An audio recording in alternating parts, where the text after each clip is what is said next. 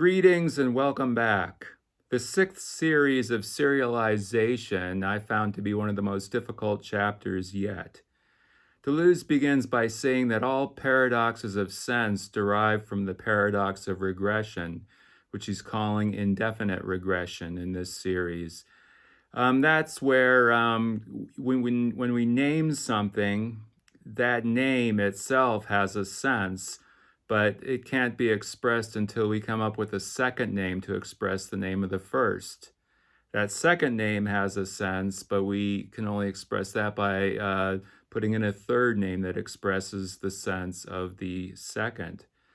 So Deleuze he looks at these as series. If you look at it just as one continuous series, it's homogeneous. But if we look at every other term, one term is expressing sense, and if we look at it alternately, every alternate term expresses sense, and every other alternate term expresses a name. So he's saying that within this series of names and sense, there's actually two series, one designating sense and the other expressing sense. He'll extrapolate this to say that the serialization form always has a dual nature, and he'll refer back to the paradox of duality. And he'll say that this duality can take the form of things and language, events and propositions, etc. But he wants to call them all signified and signifier and signified. So generally, the signifier would be words that we use or propositions, and the signified would be the things that we're talking about, the states of affairs. So this signifier-signified duality is not the same kind of signification he talks about in the dimensions of the proposition. So here we're starting to see the Baroque nature of Deleuze's writing is using signifying and signification in completely different ways depending on the context. These two kinds of series, the signifier and the signified, are never equal, and we'll look at that in a second. The roles they play can also be interchanged. The signified can become a signifier and vice versa. Deleuze will go to literary examples to illustrate his point on these kinds of series. The first one he looks at was this French psychotherapist / philosopher named Jacques Lacan examined a story by Edgar Allen Poe called The Purloined Letter, in which he found two kind of sub-stories or two series of events within that story. And Deleuze will slip in essence at this point, and I will want to look at that a little bit more closely because it relates to sense. He'll say that the essential appears when small or great differences predominate over resemblances between the two series, and become primary when differences become primary. In other words, when two distinct stories are developed simultaneously, or when the characters have a vacillating and ill-determined identity. This is important, but I have to go back to the previous series, the fifth series, to mention something I left out. In the paradox of neutrality, what he called essence's third estate, Deleuze brings in a Islamic Persian philosopher named Avicenna, who lived circa 1000 of the Christian era. And Avicenna said that essences have three primary estates. The first one is universal, when we're thinking in general. The second estate of essence is with the singular, with the essence of a particular object or thing. Deleuze will say that neither of these essences are sense, but he says that that sense is the third estate. He'll say that Avicenna said that the third estate of essence is sense. So Deleuze is equating essence as sense. And this is important in the project to overturn Platonism, which held that there were objective essences. Deleuze is saying that sense equals essence. Okay. 3 characteristics permit the specification of these series. The first characteristic, and here's where it starts to get even more confusing. Okay, the first characteristic is that the terms of each series of signifier and signified are always displaced relative to one another. There is no one-to-one correspondence between signifier and signified. It is this variation in their displacement that allows the 2 series to open up to each other and communicate with each other. And then he says, there is thus a double sliding of one series over or under the other, which constitutes both, in a perpetual disequilibrium vis-a-vis each other. All right, it's like I said, it's confusing. I want to bring in my own example, that of an action painter. I think if you were to see an action painter, you would see the paint as the signifier, the painting as the signified, and you can see how there's constant motion, there's constant movement going on. These 2 series are never staying still. This relates back to the first series of becoming. There's no stability but change. It's always in motion, always changing. Another good example of this might be certain kinds of classical music or free jazz, music that's constantly changing relative to what it's signifying and what is signified.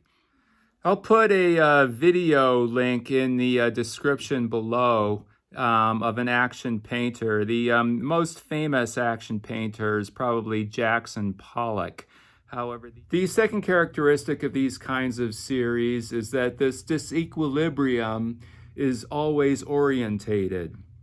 Deleuze will say that the signifier series always has a blurred excess over the signified series. We'll examine that again in a second. The third characteristic is that there is a paradoxical element which belongs to both series, the signifier and the signified. He says it's a 2-headed entity that's both a word and a thing. He'll say it's exactly this paradoxical element that allows these 2 series to converge, but he say precisely on the condition that it makes them endlessly diverge. So there you go with more paradoxes. Deleuze goes on to describe this disequilibrium between the 2 series. He'll say that the signifier series, characterized by an excess, is an excess of an extremely mobile empty place. There's an empty place that's extremely mobile within the terms of the series. Whereas the signified series, characterized by a lack, has an occupant without a place. So again, extremely moving occupant without a place. It's constantly moving throughout the terms of the series. And of course, these 2 series of signified to signifier don't have a one-to-one correspondence between the excess and the lack. Now, I'll try to explain this as I currently understand it, which is open to further examination. I'm not 100% certain, or even maybe 50% certain, but the reason I think he calls the blurred excess in the signifier series is because when you're trying to represent something, when you're trying to signify something, you might always be saying more about it than what is actually there. In other words, there's a mobile, empty place. There's something that's not in the signified that you're putting into the signifier. This is the excess. There's more of the signifier description than there is in the signified. In terms of the occupant without a place in the signified series, to me that has to do with the unknown element in whatever we're trying to signify. So whatever we can't completely, the map or the signifier can't completely tell the whole story about the territory, the signified, so that the object without a place is what I call the unknown. We don't know its place, or the occupant without a place. To me, that connects with the unknown. There's always more to what is being signified than we're able to know about. The final literary example Deleuze will go to in this series is from the part of Through the Looking Glass, where Alice goes into the sheep's shop. And she sees a bright object at the far end of the shop that she wants to try to get. But every time she goes to the shelf that object is on, it's not there. It's always in the shelf above. And so Deleuze will equate this with the occupant without a place, the bright shiny object that's always moving, and also the empty mobile place, the shelf. And you can read about it in that story, and it kind of matches up quite well to what he's trying to express. From the magic point of view, the sixth series of serialization recalls the sixth Sephiroth on the tree of life, which is called Tifereth. Tifereth is often an entry point into the discipline of Kabbalah because it's the central sphere on the tree of life. It's the only sphere directly connected to all the other spheres, except for the lowest one, Malkuth, in which it's indirectly connected. From a New Yorker's point of view, Tifereth is the central park or the Grand Central Station on the tree of life. Regarding Tifereth, I just want to read a bit of what Deleuze had to say about Joyce in this chapter. Joyce, for example, secured the relation between the signifying series Bloom and the signified series Ulysses, thanks to multiple forms which included an archaeology of narrative modes, a system of correspondence between numbers, that is Kabbalah, and then Deleuze carries on from there. So I just wanted to point out Tifereth as a entry point into Kabbalah, and Deleuze is explicitly pointing to Kabbalah by saying a system of correspondence between numbers. Also, the two series he mentions in Ulysses, quote, Bloom, he just says Bloom, he doesn't say Leopold Bloom or Molly Bloom, just quote Bloom, and quote Ulysses. Both of those could refer to the drama of Tifereth. Bloom might have to do when Tifereth is in its full expression or open. And Ulysses, the story of a journey home to be reunited, also has to do with the drama of Tifereth. Now, Deleuze will mention Finnegan's Wake briefly. What he says about Finnegan's Wake a little bit later. In Finnegan's Wake, once again, a letter causes an entire world of series to communicate in a chaos cosmos. Okay, so when he means once again a letter, he's referring to his previous example of the Purloined Letter. That's all he says about Finnegan's Wake, and it was a little bit obscure. The signifying signifier series he's relating that to chaos-cosmos.